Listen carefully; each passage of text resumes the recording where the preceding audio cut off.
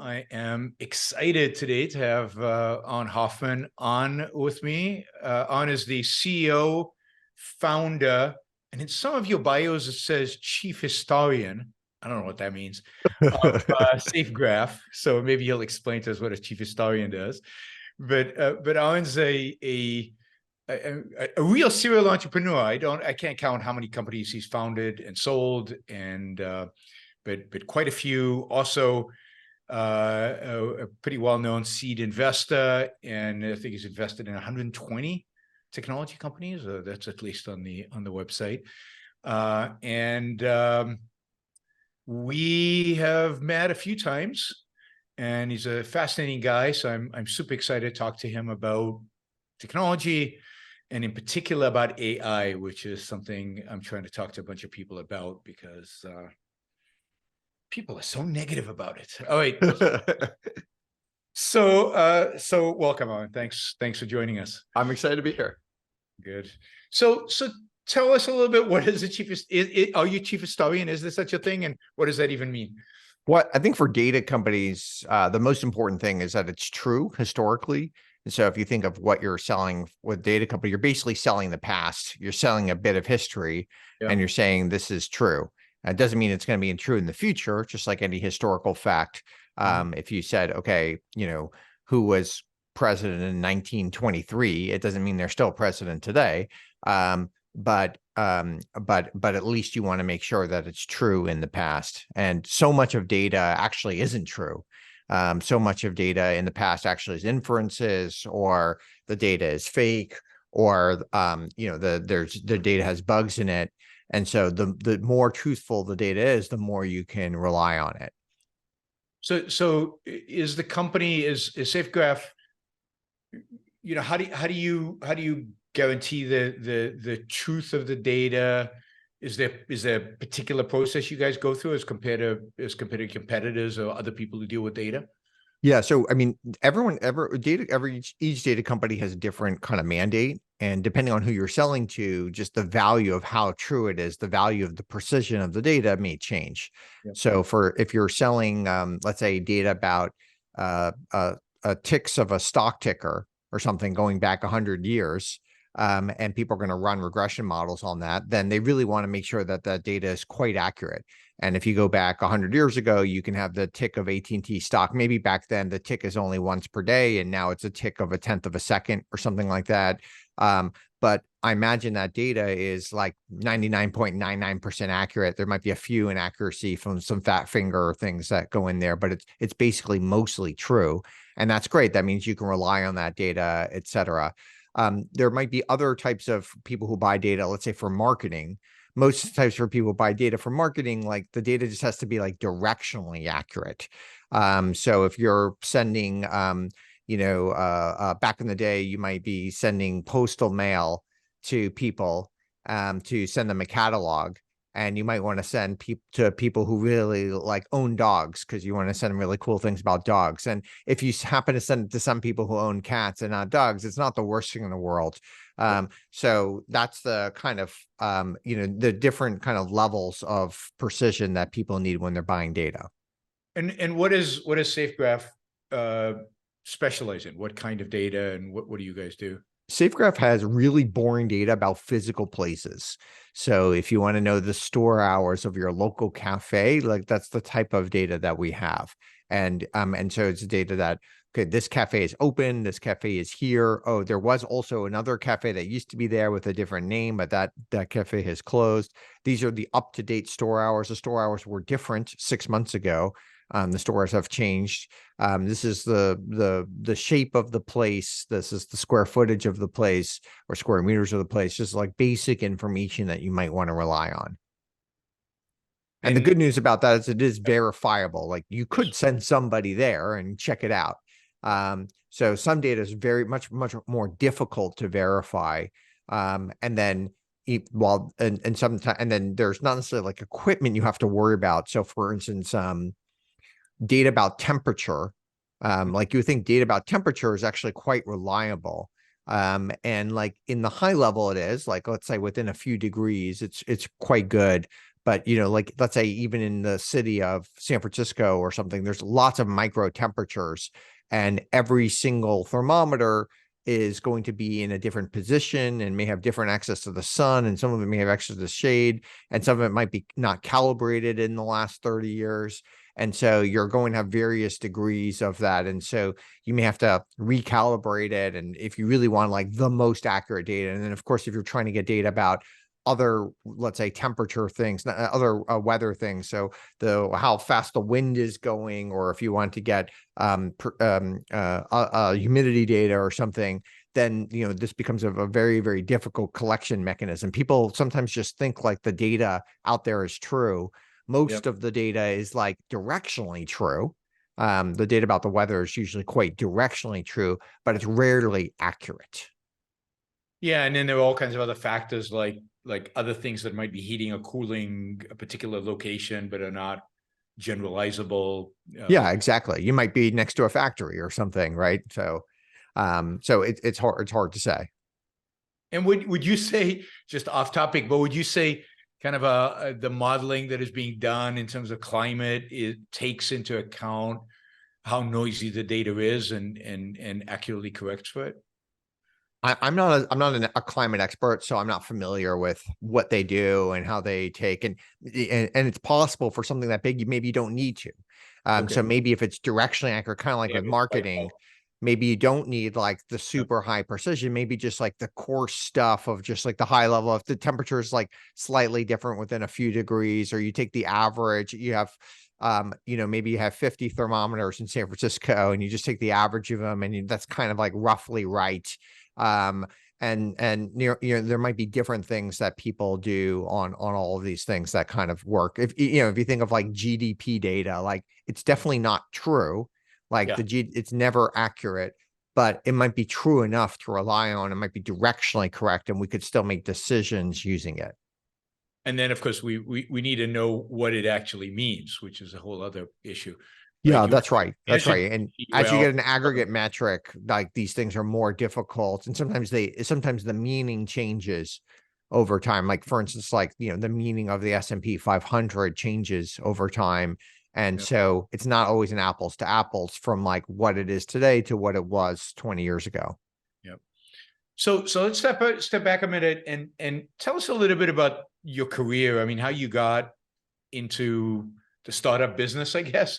What led you to your first startup, and how that has kind of evolved over time.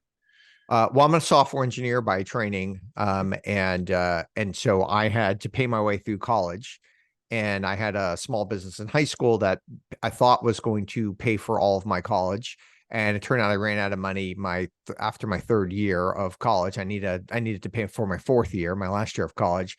And so like a lot of engineers did, start a little internet consultancy business at the time to just get enough money to pay for that last year. That ended up turning into not being employable, and so ended up in the kind of the startup realm ever since. All right. And any kind of the big lessons learned from starting so many companies, for somebody listening who might be at the beginning of their career? I mean, the startup people who run startups, there's a few different types of people who run startups. So the first type of person that runs a startup is like they have this product that they really need to get done. And it's just so important for them to get done, and they really want to get this thing done. It could be because they want to be the customer, or they just care so deeply about it and just no one else is doing it. And they're in some ways they're kind of like an accidental entrepreneur. Then there are people who start companies because they're essentially unemployable. They're a little bit of a misfit. They maybe don't fit well in a typical organization. They need to have an organization that actually fits around them, which most people wouldn't like bend the whole organization to them or something. And that's quite a lot of the people. And then, recently you've seen some people that are like become founders because it's cool and it's trendy to do that. So the same reason somebody might join McKinsey or Goldman Sachs, it's a good stamp on their shoulder. And there were fewer of those in the past because it was quite difficult to become a founder. Today, with things like Y Combinator, and lots of different online resources, etc., it's easier. And so you have that kind of like person who wants to be cool also sometimes becoming a founder too. Interesting. Do you suspect that there's a quality difference? There often is. Yeah, there often is. The person who wants to be cool, the runner, doesn't mean they can't be successful. They often can be quite successful, but they're probably much more likely to quit faster. Okay. That's not necessarily a bad thing. Quitting sometimes could be good if you have something that isn't working, and then they just go back to the job, go back to the McKinsey job or whatever they were doing, and they're usually somebody who has lots of options, who can do lots of things. But the other two types of founders are probably much more likely to have some sort of persistence in doing what they need to do and not give up. Yeah, which, as you said, sometimes is a liability, but maybe it all depends. So sometimes the best companies need a bit of persistence. Yep. And when you think of like the most successful people, I'd say probably the most common trait amongst those people, and maybe the only common trait amongst those people, is persistence. All right, so let's jump into this question of artificial intelligence. I've been now on a number of seminars, calls, talks, and it seems like the industry seems to be overwhelmingly, or at least the people who are doing these talks and seminars, seem to be overwhelmingly pessimistic about artificial intelligence, its future, and kind of there's a lot of end of the world out there, end of the world scenarios out there, which I think goes beyond AI. I think generally as a species, we tend to emphasize catastrophes and enjoy believing that a catastrophe is going to happen in our lifetime.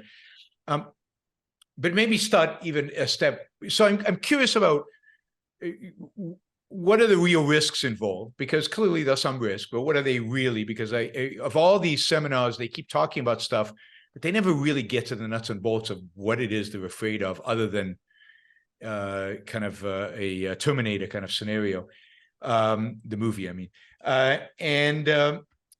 So I'm curious about that, and then curious about how pessimistic, optimistic you are, and what you see as the upside. But maybe as a step back from that is, just because my audience is not technical necessarily, it's not in the field.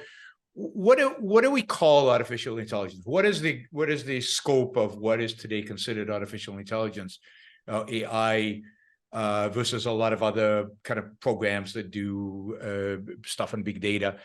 So what is that? And then maybe I'll ask you what AGI is, and we'll go from there.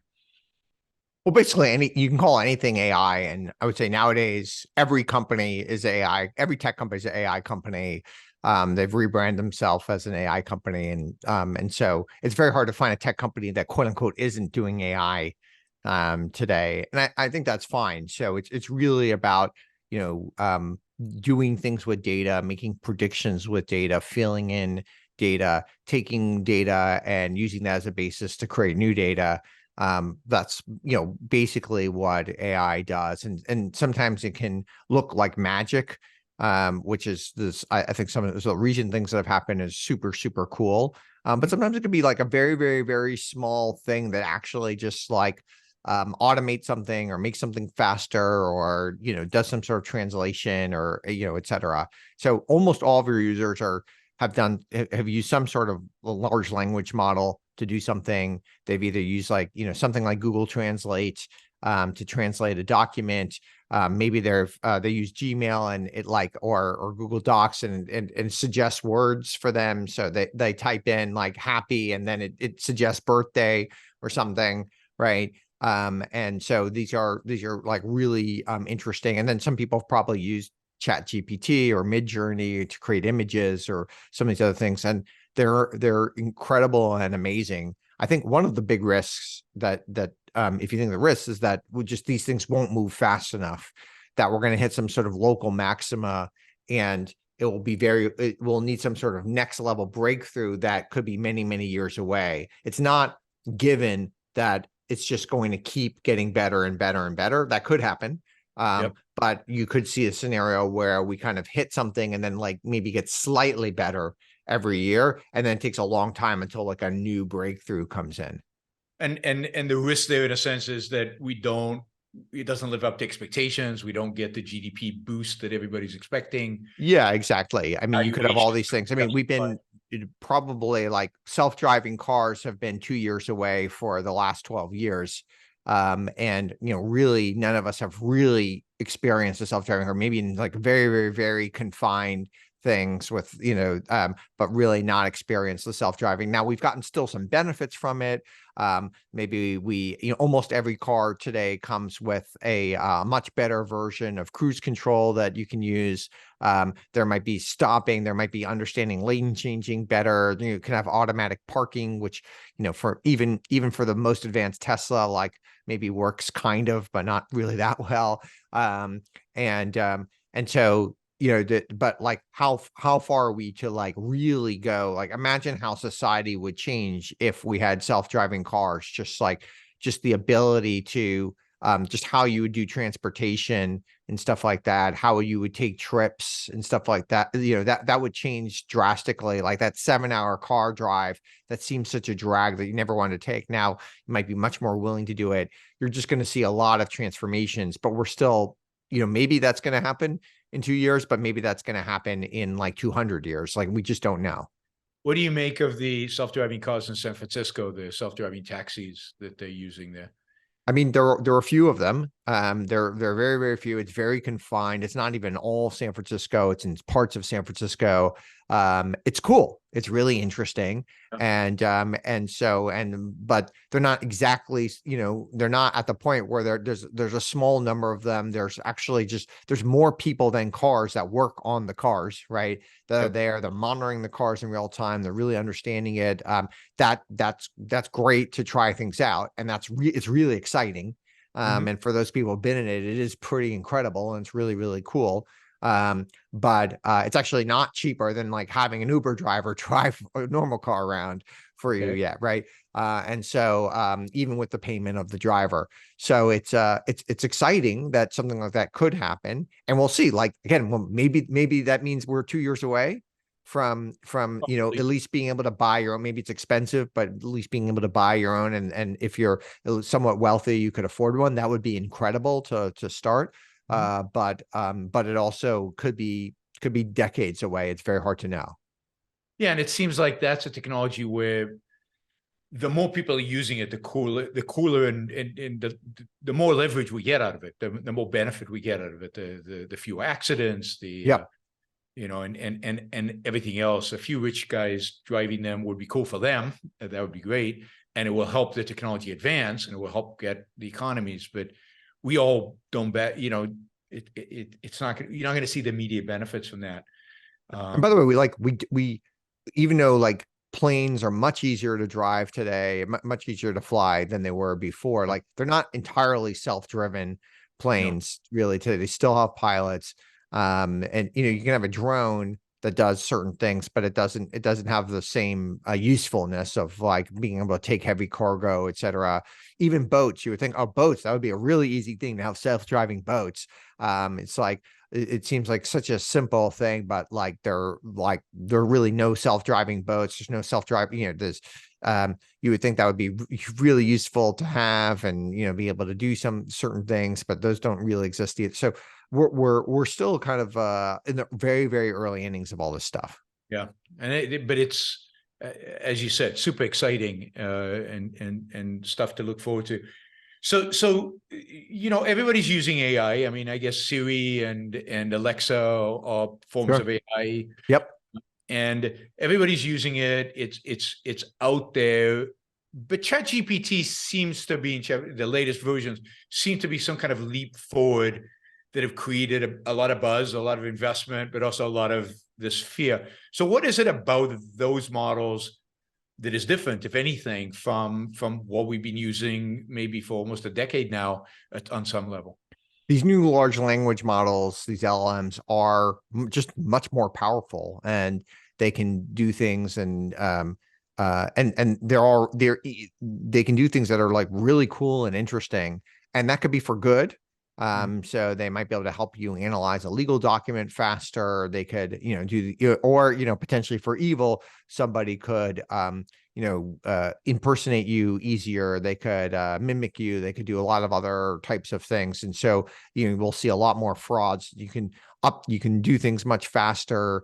It's sometimes before in a fraud, you needed a human on the other end of the fraud to chat with somebody. Maybe you don't need a human so the frauds might be more scalable. There could be a lot of other things. So I think like all technologies, if you think of like whether it's the internet or whatever, it can be used for good or for bad. And there will be quite a bit of bad. And sometimes the bad stuff gets adopted first because there's sometimes a lot of profit to do in the bad stuff. Yeah. And one of the other things I think is scary about LMs in particular is the way they work. It can be very easy to make things up. And so just like basic stuff of like, what's 8 times 8, even an old school computer from 50 years ago could answer that question accurately. But an LLM may not be able to answer that. And so it just is a different way of operating. And then you have to understand that for certain things, it can be really good. Like if you want like something very fact-based, LLMs are generally not so good. So if you want to ask a very, very, very specific question, like when was the Magna Carta signed or something like that, you'd probably be better off just typing that into Google or something. But if you wanted to say, hey, I've got a I wrote this piece and I want to rewrite it in the kind of the language that was used in the Magna Carta in that kind of way and that kind of phrasing, then an LM is going to be very creative. And so it's in some ways it's an amazing creativity tool. yeah. And this is where like the writer strike, the Hollywood writer strike, to me makes no sense. To me, the folks that are most likely to benefit from the LLMs are the writers. If they are somewhat technical, you can use these LLMs because nowadays you can create images, you can create video. So all the stuff that the writers weren't able, you can have actors, digital actors do it for you in digital voices. So essentially the writer, someone still has to create the plot. The writer can actually now produce, or very soon can produce, the whole movie. So it seems like the writers are going to be the ones who most benefit, and they're not going to need the studios. They're not going to need all this other stuff. They're going to have the opportunity to be, very, very entrepreneurial. It feels like the people who should go on strike are like maybe the graphic designers and, some of these other folks that help make, maybe even the actors that help make the movies.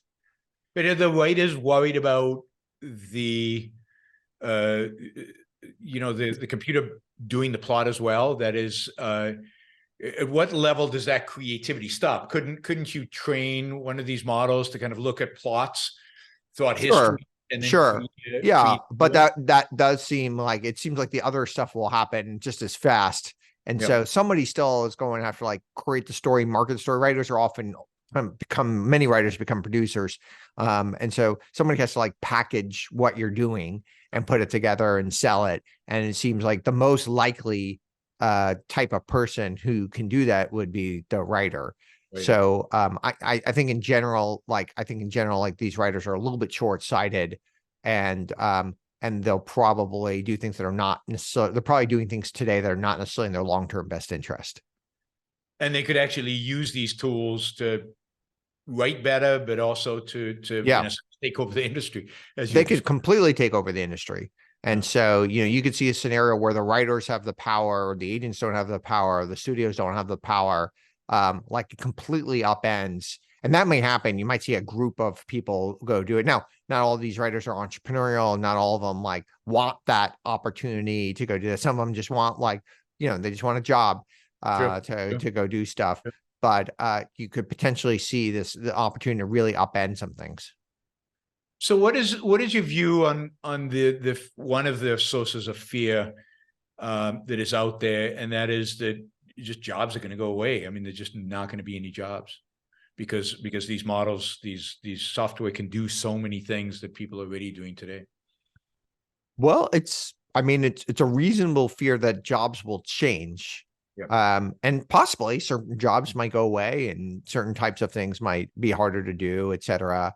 Um, and, but even there are more bank tellers today than there were, in the 1980s.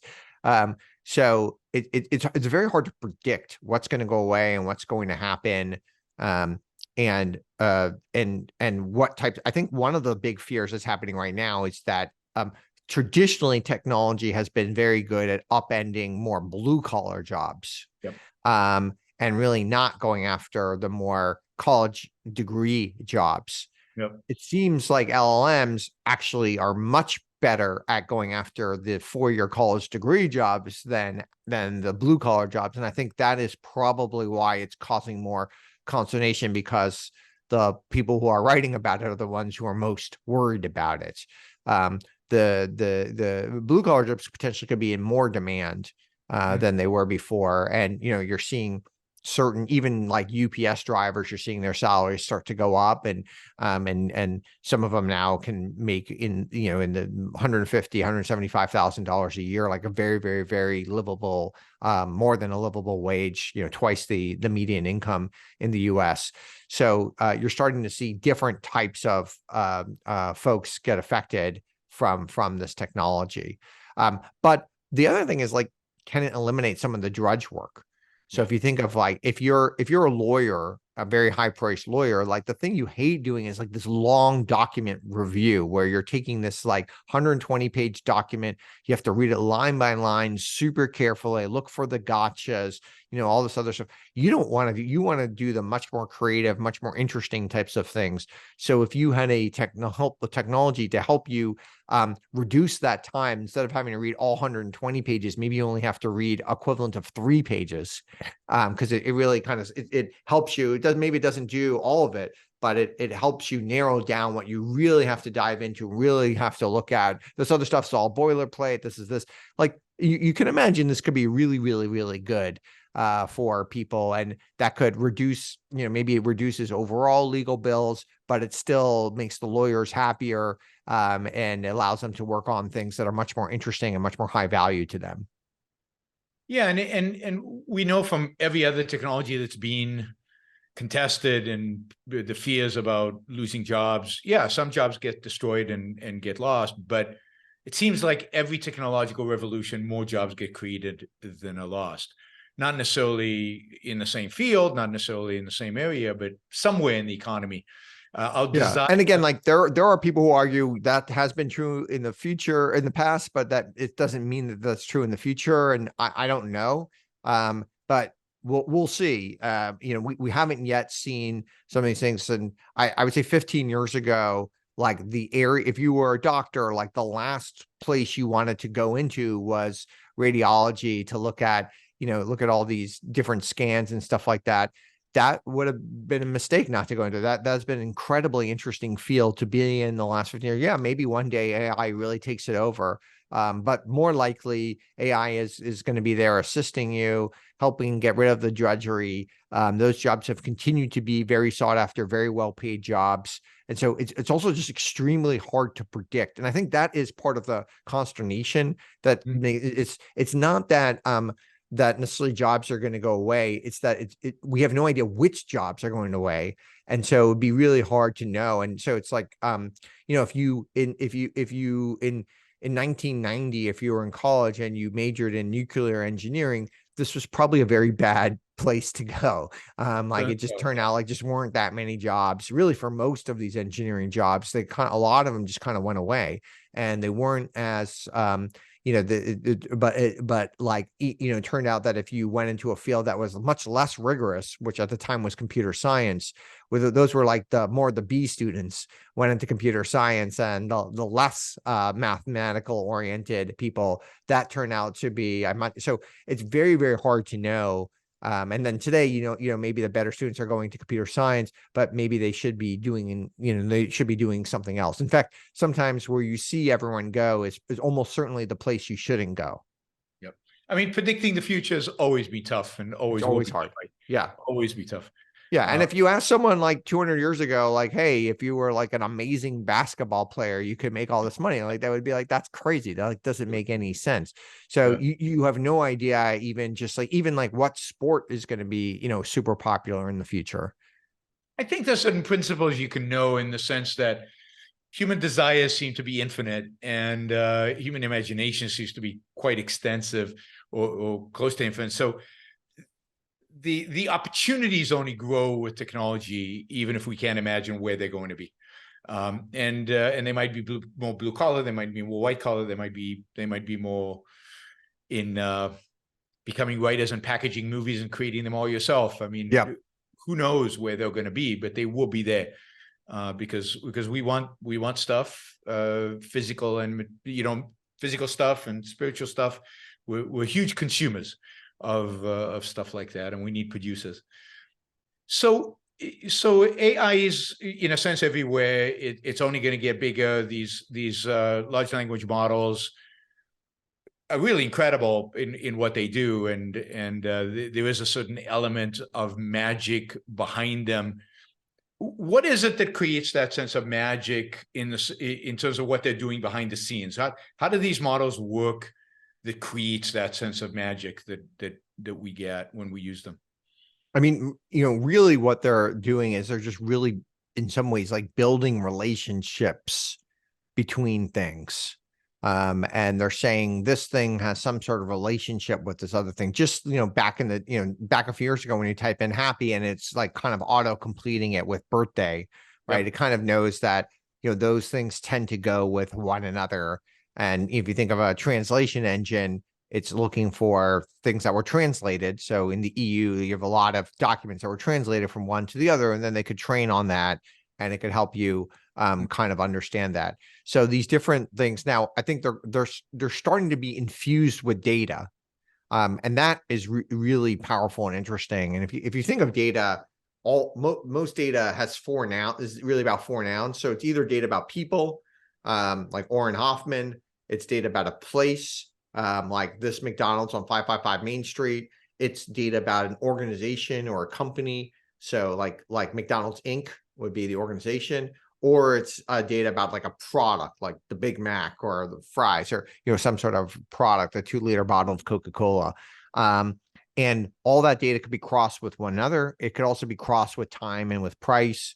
But that is the kind of substance. If you just think of data as like, it's really, really just about those four nouns and having actually some truth in the world that we can look at, and not this kind of like fake news data, but like true truth, is becoming increasingly important if we're going to rely and kind of fine tune some of this AI.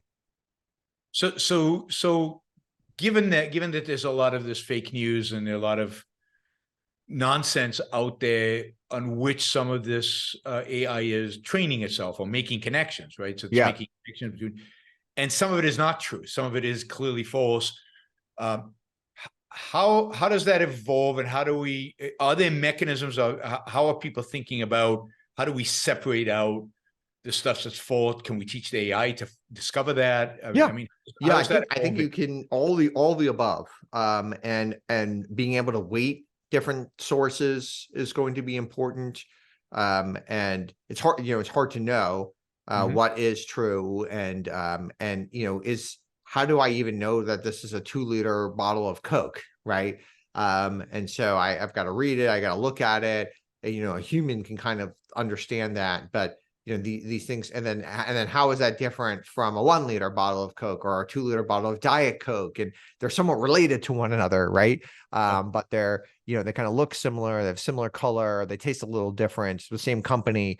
And then like a 2-liter bottle of Coke is also related to 2-liter bottle of Pepsi, right? And so really kind of understanding these kind of like relationships and differences is exciting. And I think that's where we're going to see this kind of like data categorization is going to be very important in the future as well. Right now, really what most of these LLMs have been trained on is just like random crawls of the web. And then that could be anything. And some of some of it's high veracity sources, but some of them are just like completely people just randomly ranting about a particular ethnic group, or talking about whatever it might be, or and faking the moon landing, whatever it is that people might be wanting to talk about on the internet. And so understanding some of this, and really trying to understand what's real and what's not is hard. And by the way, and it is hard. Like, I mean, No, it's objectively hard. yeah, it's Absolutely. objectively super hard. Like, I have never personally proved that like we landed on the moon in 1969. Like, I'm assuming it's correct. But I haven't gone up there and like checked it out for myself. And so, in some ways you just have to like, there's still this like, no one can prove first principles everything.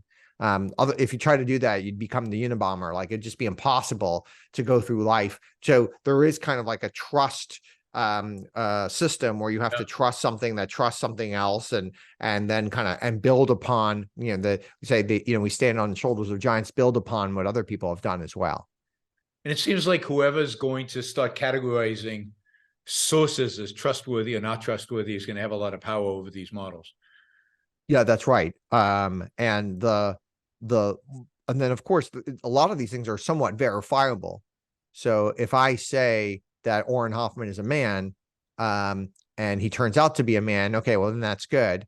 If I, these days, I'm not sure how verifiable it is, but that's right. Right. So some of these things might be hard to even that might be hard to verifiable. If it said that, even the mushy definitions that yeah, some exactly. people have embraced. Yeah, exactly. And you say Auren Hoffman went to UC Berkeley. Okay, well that can we verify that? Do we know that's true? And then if the more I say is true, maybe you get some points. The more you say, you get maybe 1 point for everything is true, maybe you get negative 20 points for everything that's false or something, and you have some sort of score.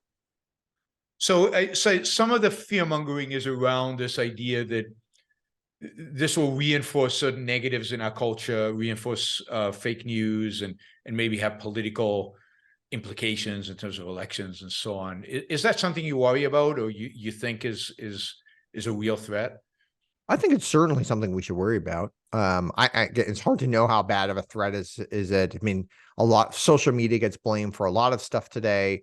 It's not clear to me that social media is like worse than TV news or something, right? Now you might say, well, social media feeds TV news and makes TV news worse or something like that. It's hard to know these correlations between maybe TV news feeds social media, and it's not clear which one is worse, which one is cigarettes and, which one is the cocaine. So it's hard to know. But it seems like neither of them are like that good for you to have in bulk. So maybe it's okay to have like one cigarette a week, but it's probably not good to have one cigarette every minute. And so, I think that's, partially what, some of these things that are out there. And of course there's goodness, TV news, there's not that much good that comes out of TV news. There might be a little bit here and there, but it's probably mostly bad. And social media, at least you can like stay in touch with your friends and your family and see your friend's cat and understand what your old neighbor B is up to, and she baked this cool new pie and stuff like that. And so it might there could be some certain community aspects that are maybe underweighted as well. And social media allows you to participate in the process, whereas TV news is very much you as a consumer. Yeah, that's right. And not as a participator. Yeah, that's right. And again, that could be good or bad, depending on how that participation comes in, and obviously all these things can be weaponized. But back in the people have been weaponizing rumors and innuendo for centuries. So these things aren't new, and it's very easy to spread conspiracy theories and lots of stuff, even well before you had social media. And it's not clear that like fake news is spreading any faster today than it ever did in the past. It was always a problem in our society. Maybe it's more easy to recognize that's a problem today, but it was always a problem. And I mean, an AI could have the same implications. And I don't want to be I think we should be worried. There's a lot of bad stuff that can happen, and there's a lot of bad stuff that certainly will happen. Like you can predict and certain bad stuff that's already happening. and just our own safety and just all the different frauds and people impersonating us. It becomes, all of a sudden you call me like I don't even know if I can trust it anymore, and that's not as good. You have less trust in society. That could potentially happen. So there's all these implications that we have to build a more resilient society around. Yeah, these seem to be things that we've kind of, to some extent or another, always had to deal with, and that I assume that the people in the field are thinking about and concerned about, and going to, the good guys at least, are going to put in as many safeguards as they can for Sure. these kind of. Yeah, absolutely. Yeah, I mean, it reminds me a little bit of the losing the jobs that comes with every technological innovation. All these ideas about the corruption of social media, the corruption of AI politically, that's existed in other forms in the past. I mean, I remember when I was growing up, just a long time ago, television was going to destroy our minds. Children were going to be completely destroyed by television, and parents were criminal for letting kids watch television even a few hours a day. So the fear seems to be very similar to what it has been. And the fear is warranted. If technology has been used for, technology was used very effectively to spread lots of bad, the radio was used very effectively to spread lots of bad stuff in the 1930s. And so, I mean, it will be used by bad guys, like, for sure. They will use it. They will find ways to use it and access it. And there are a lot of, the world isn't just filled with good people. There are bad people in the world who are going to do bad stuff. And so you have to guard against it. It's the catastrophizing that usually, in almost every realm, you see it in our culture. Yeah. And that is something that I'm a bit worried about, is that, in San Francisco, where I spent almost all my adult life until very recently, it used to be an incredibly optimistic place. It used to be a place where you're really thinking about the future. Everyone was, not, I wouldn't say everybody, but the vast majority of people were thinking about the future. They were optimistic about the future. They were working on something future oriented. And then at some point in the last, let's say, 10 years, it became much more of a catastrophizing place. The world is ending place. And this is even pre-AI. Just thinking about, like, whether it's and these might be warranted things like the environment or something like that.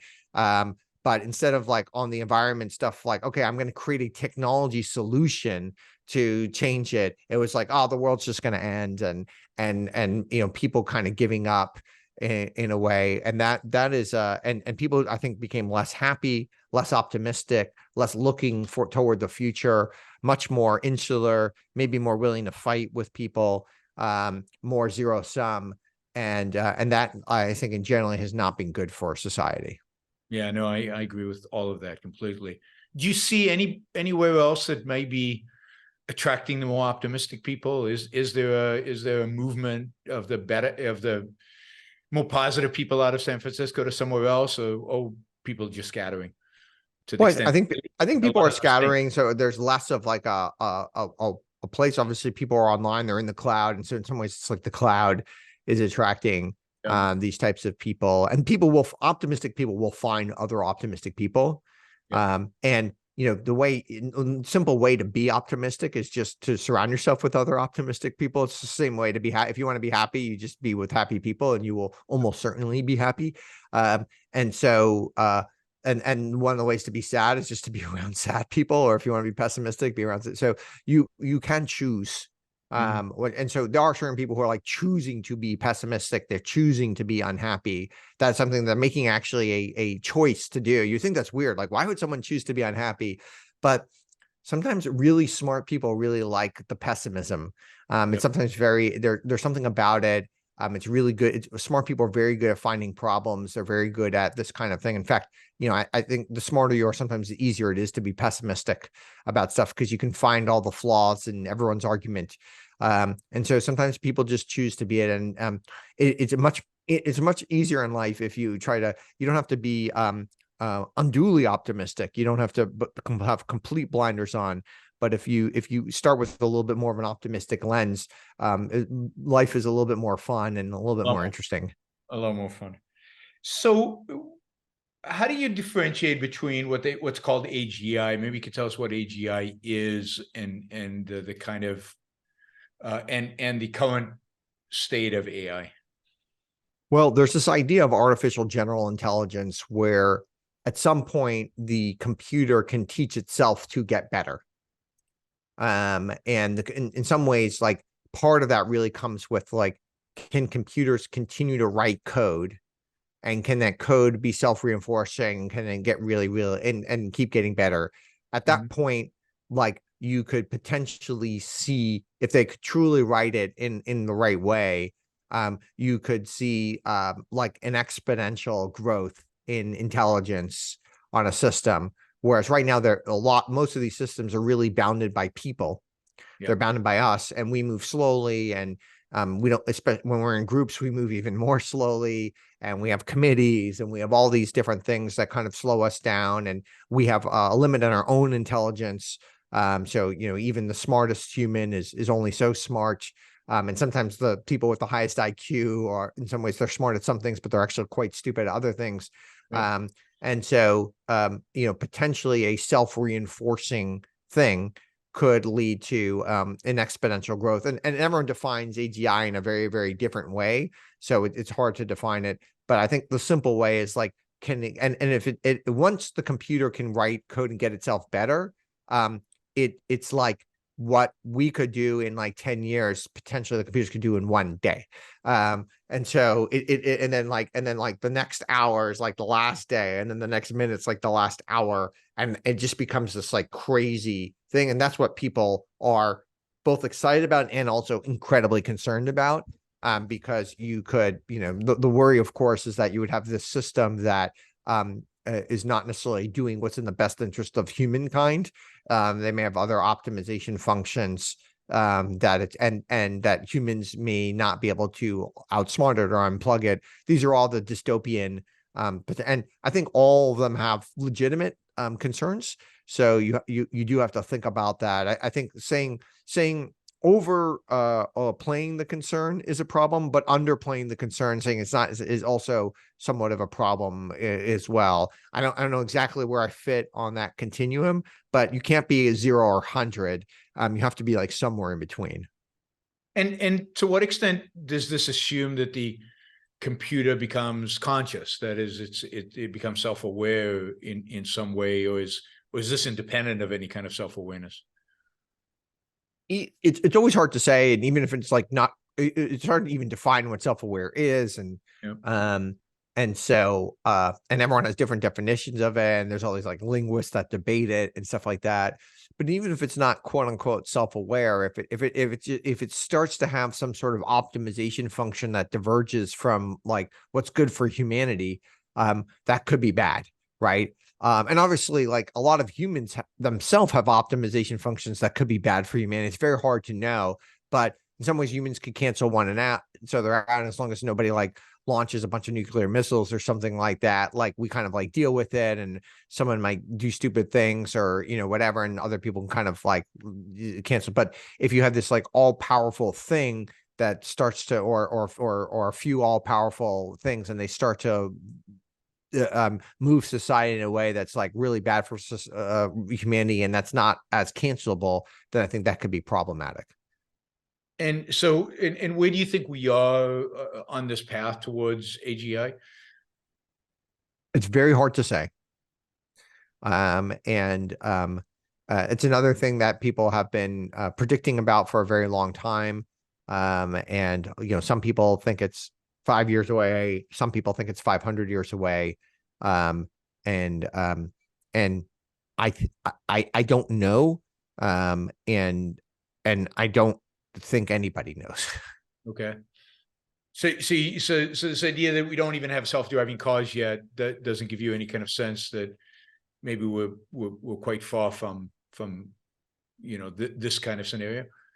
It's hard to say. It could be because of these things that they could be weird step functions that could come in.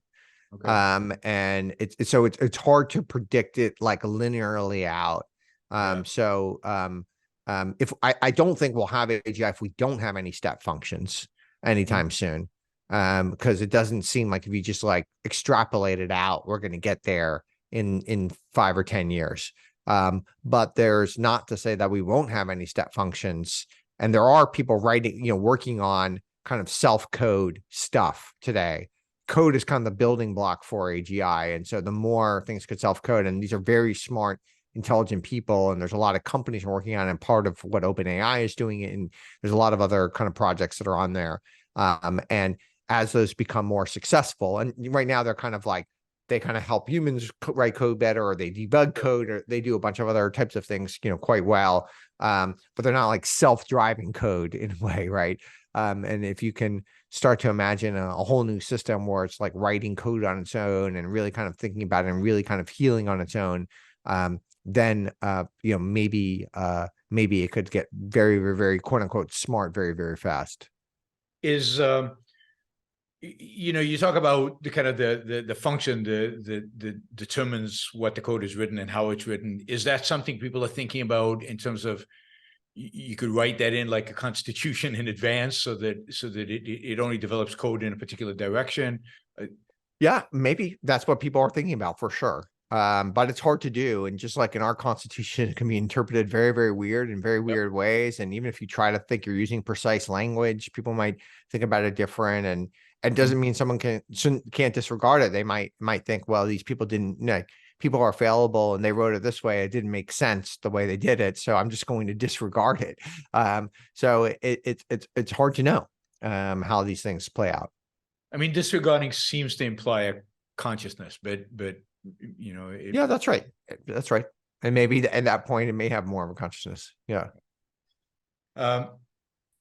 So what would you say? So there's a lot of talk about the downsides of that, obviously, and having a function that dictates an anti-human perspective. But what are the upsides of the technology? I mean, the upsides are incredible.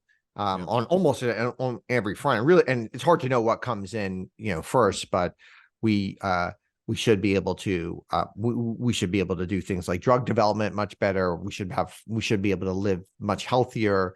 We should be able to understand things better. We should be able to be much more creative. For instance, I've been using, I don't know how many of your listeners have used Midjourney. It's basically it's like an image creation tool without using things like LLMs. And I'm somebody who would always want to be able to draw and kind of be creative, but doesn't have the ability or really the aesthetics to do it. But I can write. And so just writing a few prompts like, two geezers having a podcast, and I can create a whole story about what's going on here and create an image and potentially create video and even have it. And that's really exciting. And I've been doing that with my kids, and it's fun and it's interesting. And it's giving me this whole other world in the last 6 months that I've never really had access to. I've always wanted to paint. But I never could. Like, I never had that ability to do that, like kind of real creative thing that gives so much of humanity pleasure. And now anybody could do it. And that's like really cool and really exciting. So there's just like, I think there's a spirituality side that could happen as well. And, there's just a lot of secrets of humanity and secrets of the world that we just don't know. We don't know what our diet should be. We don't know, how, we don't know how to have best relationships with our spouse. There's all these things that potentially we could have an assistant to help us with, and do it. If you think of even though like the movie Her was kind of a dark movie, and I love that movie. I think it's a beautiful and great movie. There's points of it which are also just like exciting and exhilarating and inspiring as well. And you don't have to have the dark side. You could have the exciting, exhilarating side to it. And is if you had to sum up your view of what it is, given all the uncertainty and everything, are you on the side of more excited about the upside than worried about the downside? I am, but that is also a bias of my personality, not necessarily because like my data shows that one should be. And I think it is, one of those things that you should be worried about. If this is like 1945, like we should be worried about nuclear war, but like you also have these people who are super excited about low cost energy, and like kind of neither of them came to pass. Um, and so yeah, in both worlds were not like as predicted. And so I think you always have to, be vigilant and thinking some of these things through, and whatever you predict is likely not going to be correct. So one of the explanations that are given for why we didn't get the low cost energy is that the industry very early on got heavily regulated by the government, partially because it was used for national defense, but also partially because of the fear that even commercial development entailed. And there's a lot of talk in the industry for government to come in, and I've even heard people talk about modeling the kind of regulatory regime after the regulatory regime of the nuclear energy. And I'm thinking to myself, do you know what that did to the industry? Basically, right? Do you really is that really the solution? Do you have any sense of where that's heading? Do you have a preference in terms of how that is done, or if it's done at all? I think if you're a very large company in this space, then it's in your interest to have as much government regulation as possible and have government capture. Maybe it does slow down innovation, but it keeps you in the lead. And so that's generally would be good for you. If you are a startup, if you're somebody who is trying to build technology or trying to change things, then this would be quite bad for you. But of course, these big companies have like way more power than you do. And so I predict that they probably will be somewhat successful in what they are doing, because they are trying to self-preserve and they're trying to box out other kind of entrants. Now, the good news is all these companies have, they're also trying to box out each other. And they have their own differing views of things. It's not like Google and Microsoft and Apple and Amazon are all kind of like necessarily love one another either. So they're going to play in a way where they're going to try to have the lowest common denominator, which protects them. Because it's not like they're all oil companies or something where they have like an exact common interest, and then the rest of the stuff still will be potentially quite opportunistic for other players to come in on. All right. Well, let's hope that the more optimistic version is the version that becomes a reality, and we get to experience that amazing future. That'd be great. Yeah, that would be the ideal. Thanks, Auren. I really appreciate you taking the time and joining me here. This has been fun. Thank you so much. And yeah, if any of your listeners want to reach out to me on Twitter at Auren, Auren, I'm happy to chat with them as well. Yeah, and you also do you still do the blog or where you recommend? You don't? Oh yeah, I do blogs. I've got this 5 links thing. I've got spam people, everything, all the above. Tell us how they can get in touch with you. The best way is Twitter, honestly, or X or whatever you call it now. So just at Auren, Auren, fairly good if someone asks me, replying to them and having a conversation with them. Great. Well, thank you. Appreciate it. Yeah, thank you.